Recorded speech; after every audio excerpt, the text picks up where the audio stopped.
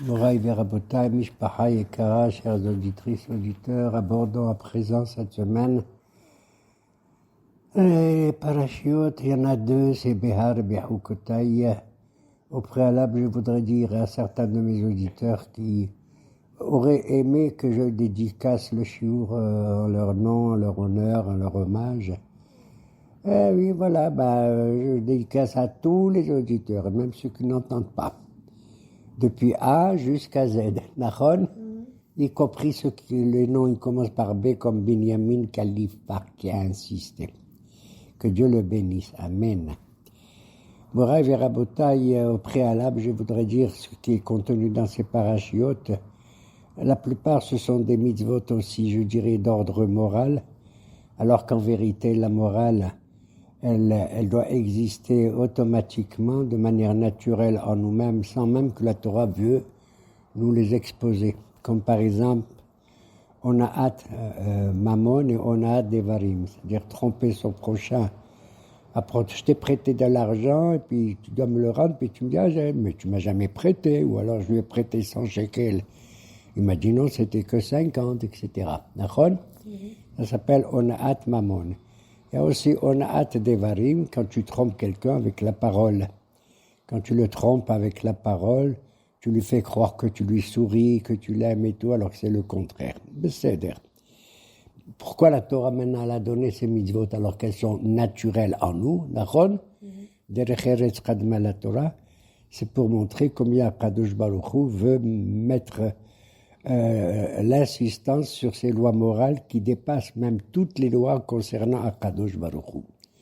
Ben Adam Lahavero, Ben Alman La'atzmo, c'est plus important que les lois purement d'ordre rituel ou religieuse, à tel point que le Yom Kippourim il pardonne nos péchés de vis-à-vis du bon Dieu, mais pas vis-à-vis des autres.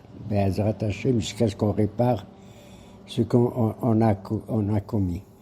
La Gemara, la Torah aussi nous dit Tzedaka tatzil mimavet. Quand tu fais la tzedaka à un pauvre, l'aumône, tu es protégé barminan d'une mort active, rapide, etc. C'est vrai, mais en vérité, on doit le faire de manière naturelle, ça aussi. Hein? La morale, elle est ancrée en chacun d'entre nous, chez tout être humain, tout homme, mamash tout homme. Mais selon le Rambam, il y a 11 manières de faire la tzedaka. La plus importante que la tzedaka, c'est la halva'a, c'est le prêt. Quelqu'un, il va te demander, je peux emprunter de l'argent, monsieur? Tu lui dis, tu as les possibilités, bien sûr, tu dis oui, et je lui prête de l'argent. Et donc, la différence entre la halva'a, l'emprunt et l'aumône, c'est quand tu donnes de l'argent à un pauvre, il a honte, il se sent un peu en dehors de la société. Alors, quand tu fais un emprunt, il est très fier de faire un emprunt, l'homme, étant donné qu'il va faire progresser la société et son travail et celui des autres, à tel point qu'une halva pour un riche est plus importante qu'une halva pour un pauvre, étant donné que le riche va utiliser cet argent pour développer sa société et donc permettre à beaucoup d'ouvriers d'avoir un salaire normal. C'est-à-dire, voilà. Cette paracha aussi nous annonce que l'otekal el heresh ve l'iver lotiten mirchol. Tu ne dois pas maudire un sourd. Ça veut dire je ne dois pas maudire un sourd. Il n'entend pas. Il s'en fout complètement. Pas du tout. Peut-être que le sourd ici, il n'entend pas, mais il y en a un qui entend le mal que tu dis, cette malédiction que tu dis au heresh, c'est toi, au moins. Et Barminan, le mal que tu as dit sur le sourd, il va te retomber sur toi. Nachon? Il va te retomber sur toi. Velifne iver lotiten mirchol, ne mets pas un obstacle devant un aveugle. Nachon? C'est la chose la plus affreuse. Quand bien même l'aveugle, tu sais, quand il marche, il a un bâton, il fait attention à tous les obstacles. Il vit avec les obstacles. Mais ce passouk dans la Torah, il vient te dire, même un homme qui voit, il peut être aveugle. Il te demande, monsieur, excusez-moi, où se trouve le magasin Intel, j'ai des choses importantes à acheter. Au lieu de lui dire, oui, le magasin il se trouve à droite, dans la rue à droite, tu lui dis à gauche. C'est comme s'il est aveugle, il ne connaît pas l'endroit. Une mauvaise... Mamage, ça s'appelle l'ifne hiver, Lotiten Mirchol. Des mitzvot comme ça d'ordre moral, c'est merveilleux que pourquoi finalement la Torah les écrit si c'est moral et naturel. C'est pour dire combien Kadosh Baruch Hu est content que ce qui est apparemment naturel, c'est comme si ça venait de lui aussi. Il adopte, c'est le bon Dieu qui adopte les lois morales que l'homme il a en lui. T'as compris, s'il nous a créés, c'est qu'on a quelque chose de bien en nous. La volonté de faire le bien autour de nous, autour de notre famille, de notre société, de nos proches et tout.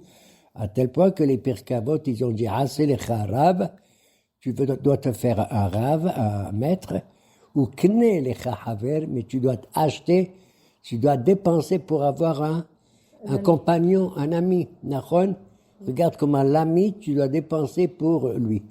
C'est incroyable. Et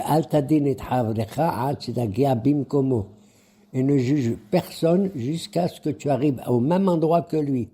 C'est-à-dire, tu ne juges pas quelqu'un, il a fait ceci, il a fait cela. Tu ne peux le faire que si toi, tu comprends la situation dans laquelle il se trouve, les épreuves qu'il a dans la vie. Même si en vérité, moi, j'ai pas envie d'avoir les épreuves qu'il a pour le juger ou pas le juger, d'accord? Mais tu fais l'effort mental, spirituel, moral, pour essayer de comprendre la situation dans laquelle il se trouve. Ça me rappelle une petite histoire qui est attribuée, je crois, à un Rav qui s'appelle le Rav Levi Yitzhak Miberdichev. C'est un chassid, nachon, un homme merveilleux qui voit toujours les choses de manière positive, toujours de manière positive. Comme on dit, Al tadin et havecha ad shtagia bimkomo. Et si tu juges quelqu'un, les chav zechut. Tu fais pencher le plateau de la balance du côté du bien, pas du côté du mal. Comme à Kadosh Baruch Hu, on dit, matek la pehesed. Il pousse la balance du positif pour gagner le plateau où il y a les averot, et les mitzvot anciens gagnent. Et si on raconte au sujet de ce Rav, Alav Shalom, un beau jour, c'était Tisha B'Av, le 9 Av. C'est que le 9 Av, c'est une journée la plus triste dans le judaïsme. Qu'est-ce qu'elle rappelle? Elle rappelle la destruction du Beth Amikdash. À cause de quoi? À cause de nous tous, mais à cause aussi, d'après la Torah, des Meraglim. Tu sais, les explorateurs que Moshe avait envoyés pour vérifier comment était Eretz Israël. Ouais. Ils sont revenus, ils ont dit du mal de la terre d'Israël. Voilà pourquoi on fait Tisha B'Av en général, le 9 Av, avec les lois qui les concernent. Et un beau jour, ce Rav, il rencontre un homme, le 9 Av, il voit que cet homme, il est en train de manger.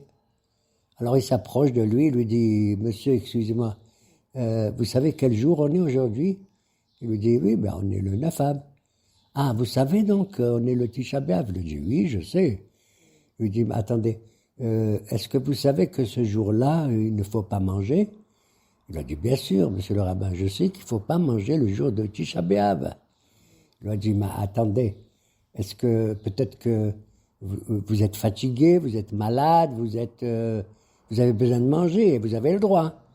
Il dit, non, je suis en bonne santé et tout va. Ah, donc, tout ça, vous le savez? Il a dit, oui, bien sûr, je sais tout ça, mais je mange. Alors, le Rav Levi Yitzhak, il lève les yeux vers le ciel, vers le bon Dieu, il dit, mon Dieu, tu entends? Avec tout ce que je lui ai dit, cet homme, il est merveilleux. Il lui a dit, pourquoi? Ou l'homme est shaker, il ne ment pas. Midevar sheker tirhak. Bon, il a affaire au bon Dieu, seul Akadosh Baruch Hu est capable de le juger, Nachon, et pas nous. C'est une manière vraiment merveilleuse de voir que même dans les circonstances que nous vivons journalièrement, on voit des individus faire ceci, faire cela, et on ignore qu'est-ce qui les pousse à avoir des fois un comportement contraire aux lois de la Torah. Ouais, c'est comme, justement, tout appartient au bon Dieu, bien sûr. Tout appartient au bon Dieu. D'ailleurs, c'est lui qui détient les clés de tout ce qu'on a besoin dans le monde. Bon. Comment on dit une clé en hébreu? Mafteah, une clé. D'ailleurs, tout cela lui appartient. Et même Eliyahu Hanavi, qu'un beau jour, il s'est permis d'annoncer le Rahav au peuple d'Israël, Nachon, parce qu'il se comportait très mal et tout. Et ils avaient des clés importantes que le bon Dieu il détient. Aussi bien Eliyahu Hanavi qu'Elisha, son disciple, ils ont permis à une femme qui était stérile d'avoir un bébé. Donc, c'est merveilleux, c'est une création, pour ainsi dire, dans le ventre de la maman. Ils ont permis aussi à un bébé qui est mort de le ressusciter, la résurrection. À tel point que Kadosh Baruch Hu a dit, oh, ça suffit. Vous allez prendre toutes mes clés maintenant. Comme on dit une clé en hébreu, mafteah. Les clés du bon Dieu, c'est Mem, Pe, Tav et Het. Nachon? Mem, Pe, Tav et Het, mafteah. Mem, c'est matar, c'est la pluie. Tu te rends compte? Elle dépend de Dieu.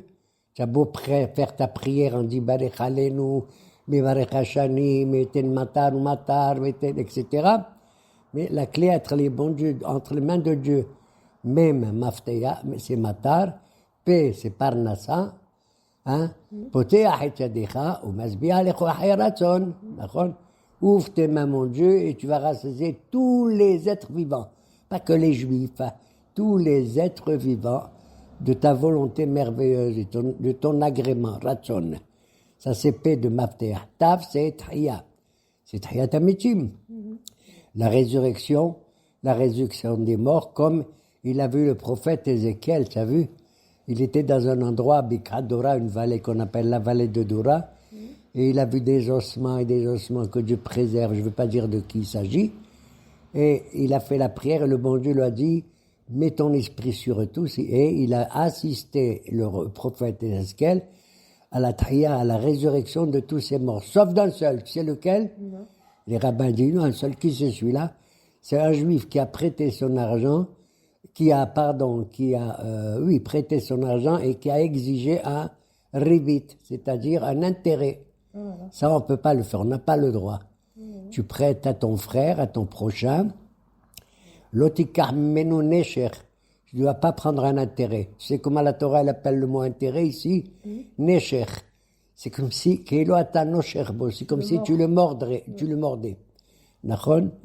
Et c'est ça qu'a vu le prophète Hezkel. Même Pe Tav Tehya, le Het c'est Haya.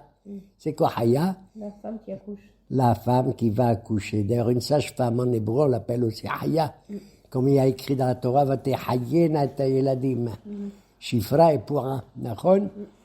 Donc la Haya, on voit que c'est une clé merveilleuse. Et seul Akadosh Baruch Hu décide au bout de 9 mois ou moins ou un peu plus que cette maman elle va donner la vie. C'est une vraie résurrection, tu te rends compte? Le bébé, tant qu'il dépend totalement de sa maman quand il est dans son ventre. Tout ce qui est fermé dans son corps, il mange à travers ce qui est fermé, c'est-à-dire à travers son nombril, son tabour.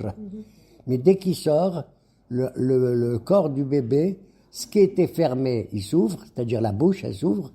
Ce qui était ouvert, il se ferme, c'est-à-dire le nombril. Voilà. Regarde comme c'est merveilleux. Ça veut dire qu'il passe d'un monde à un autre monde. Une vraie tria, une vraie une vraie mamache, une vraie résurrection. Une vraie résurrection des morts. Voilà. Et la lachon à propos de ce que tu avais parlé de la vérité. Oui, mais à propos de la vérité, bien sûr.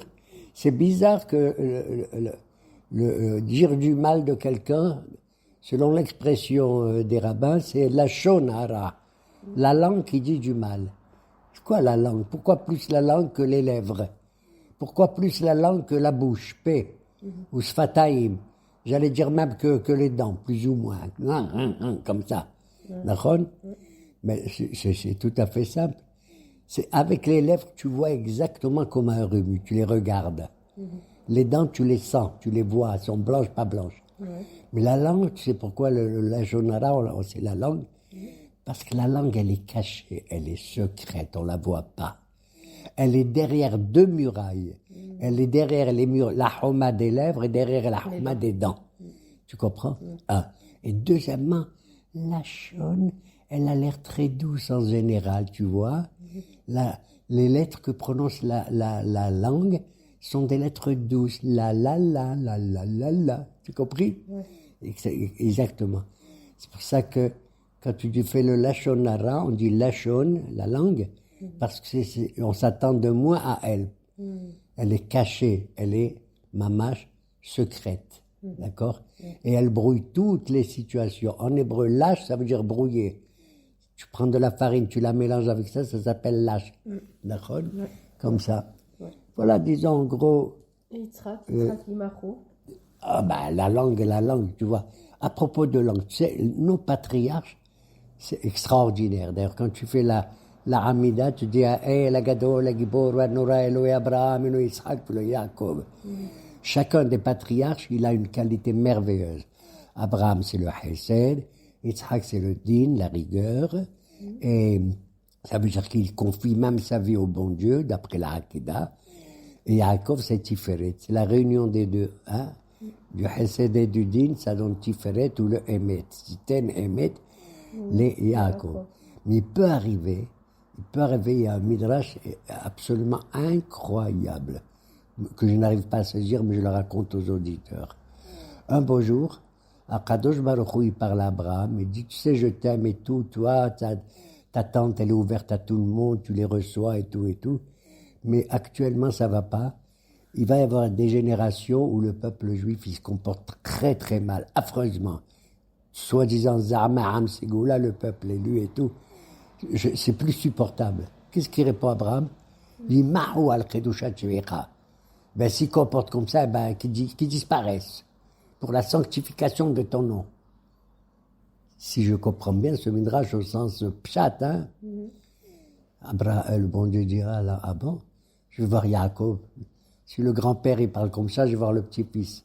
Yaakov, tu as vu, telle génération se comporte très mal, c'est affreux, je suis désolé et tout. Je supporte pas une telle situation, moi qui, au nom de la vérité, qu'il disparaisse. Alors Abraham, Akadosh Baruch Hu, il dit, qui me reste? Il est allé voir celui que j'aurais pas voulu voir. Qui c'est? Yitzhak Avinu. Si déjà Abraham et Yaakov ils parlent comme ça, à plus forte raison Yitzhak, qui est Midat Adin. C'est la justice, c'est comme ça. Nachon? Il va voir Yitzhak, il lui dit, Yitzhak, il y a une génération affreuse comme ça. Alors Yitzhak Avinu, il dit, oui, mais attends, mon Dieu, si un type, il commet des péchés graves à ton égard ou à l'égard de la société, tu ne le juges pas jusqu'à l'âge de 20 ans.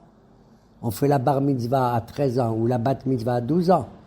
Je rappelle en l'honneur de ma petite fille qui va faire cette semaine sa bat mitzvah, ma petite Marianne adorée.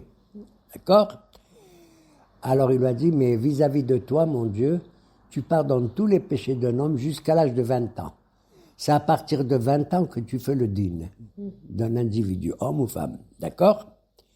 Il lui a dit, donc si un homme il vit en général, comme il dit David Ameler, si un homme il vit en gros, à l'époque c'était beaucoup, c'était vieux, 70 ans, tu enlèves les 20 ans, qu'est-ce qui reste? 50 ans. Si dans ces 50 ans, mon Dieu, ils ne font pas des péchés pendant qu'ils dorment. Ils dorment la moitié, donc qu'est-ce qui reste? 25 ans. Ok. Bon, dans ces 25 ans, qu'est-ce qui se passe? Ils travaillent, ils mangent, ils s'occupent de la famille, tout ça. Qu'est-ce qui reste? 12 ans et demi. Écoute, mon Dieu, ou tu prends toi sur ton dos les 12 ans et demi. On fait moitié-moitié. Ou alors on fait moitié-moitié. Hazak ou Baruch. Tu te rends compte qui qui a parlé comme ça? Yitzhak Avinu. C'est incroyable. Incroyable. Que il faut juger pas selon le din, mais selon l'ifnim et mishurat adin. Seul un homme qui a été capable de donner sa vie au bon Dieu pendant la Hakeda est capable à bimkomo. Il est arrivé à un endroit, il a tout donné de lui-même, à plus forte raison, comment il juge les autres. C'est merveilleux. Yitzhak Avinu. C'est pour ça que le matin, tu fais Shaharit, tout est clair. C'est Abraham. Le soir, tu fais Arbit, tout est noir, tu as peur. Et Metve Emouna. Mais l'après-midi, tu ne sais pas. Pourquoi l'après-midi? À Minha, C'est ni le jour, ni la nuit. Tu es dans le doute, tu es dans le safek, tu es dans une incertitude totale. D'accord? Il sera avec nous. Eh bien, il te sort de cette incertitude, de ce safek. C'est la prière de Minha. D'ailleurs, vous n'avez pas remarqué que les 3 prières de la journée, elles portent le nom des horaires. C'est-à-dire, le matin, c'est l'aube, c'est shaharit, shahar, par rapport au zman. Le soir, c'est quoi? Arbit, par rapport au mot erev, c'est le temps. Il y a une seule bracha qui ne porte pas le nom du temps, c'est Minha. T'as compris? Il n'y a pas écrit, on appelle cette prière Ahareat Saoraim ou j'en sais rien, d'accord? Ou Ben Hashmashot. On l'appelle Minha, ça veut dire c'est une vraie offrande, un vrai don que l'on fait à Kadosh Baruch Hu. Dans la paracha qu'on parle, il y a des mitzvot, il y a la Shemitah, il y a le Yovel. Oui, alors enfin, finalement, bon, en un mot, parce que c'est compliqué aussi bien dans la Gemara que dans la Halakha, c'est Behar Sinaï. Kadosh Baruch Hu dit au bon Dieu, il dit à Moshe Rabbeinu, au mont Sinaï. Il dit au mont Sinaï. Il dit tout le temps au mont Sinaï. Pourquoi tu précises ici? C'est pour montrer l'importance de cette mitzvah qu'on appelle la Shemitah. C'est quoi la Shemitah? Kadosh Baruch Hu, il dit pendant 6 ans, vous pouvez travailler votre terre. Il s'adresse à qui? À un peuple agricole, bien entendu. 6 ans, vous profitez de tout ce que vous faites, c'est votre travail, et c'est merveilleux votre travail. Parce qu'il y en a qui disent que Torato ou Manuto, tu vois, que sa Torah, c'est son travail. Moi, je dis, et beaucoup plus, Umanuto Torato. Celui qui travaille, c'est sa vraie Torah, c'est tout. Parce qu'il profite pour lui, pour sa famille, pour le peuple. Besséder. Alors, pendant 6 ans, vous allez travailler votre terre. Tu sais, cette mitzvah d'ailleurs de Shemitah, elle a été donnée Kitavo et la Haaretz. Quand vous venez sur la terre d'Israël, après tous les galoutes, ok? D'ailleurs, je tiens à dire, Tashuvu et la Hauzato, vous revenez à vos possessions antérieures. Le mot Tashuvu, Tav, Shin, Vav, Bet, Vav, c'est exactement la valeur de Tashah, Tav, Shin, Het, c'est-à-dire l'année hébraïque pendant laquelle nous avons eu l'indépendance de la terre d'Israël. Tashuvu, Tashah, Tashuvu. Alors pendant 6 ans, vous travaillez, et la 7e année, elle s'appelle la Shemitah. Vous ne devez pas travailler la terre. Une année shabbatique. Ah, non seulement une année, elle est shabbatique, mais tu veux que je te dise plus que ça? C'est pas le temps uniquement qui est consacré, qui est kadosh, la 7e année. Tu sais ce qu'a dit la Torah dans cette paracha? À qui il est ce Shabbat? Il y a écrit Shabbat ha'aretz, Shabbat l'Adonai. Tu te rends compte?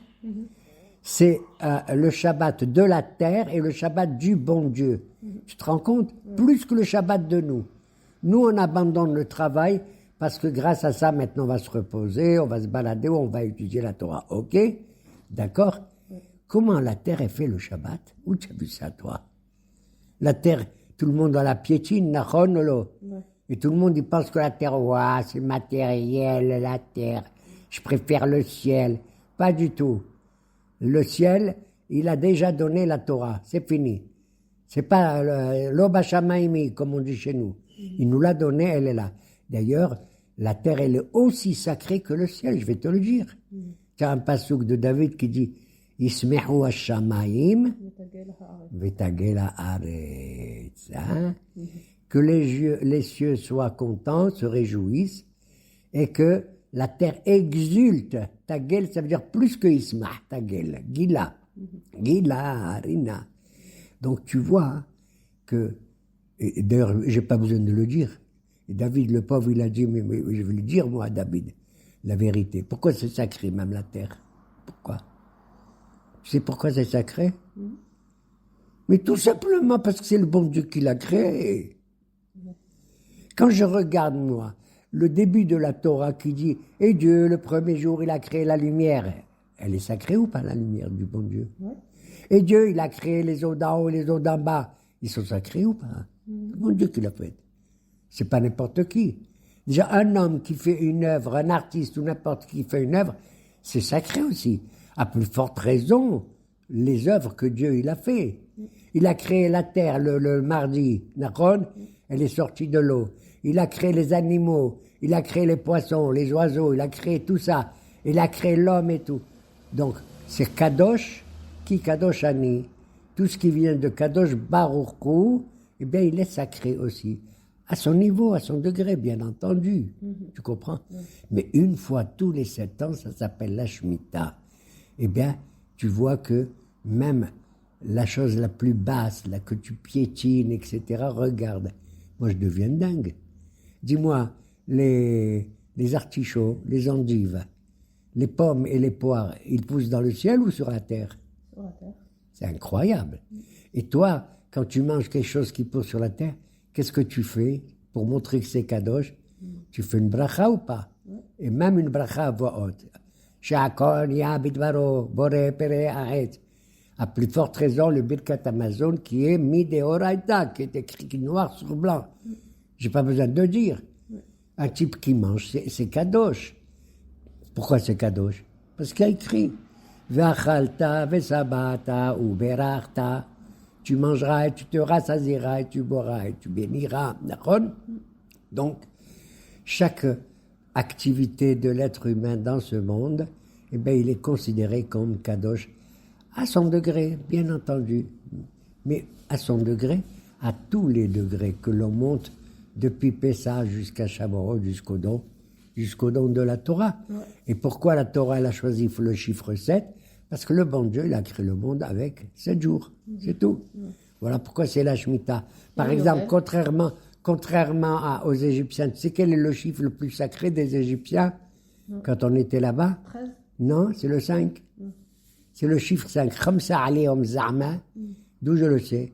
C'est parce que quand Yosef, il a voulu lutter contre la famine en Égypte, il était vice-pharaon, Yosef Hatzadik, Vehimesh et Haaretz. Il a divisé la terre d'Égypte en 5.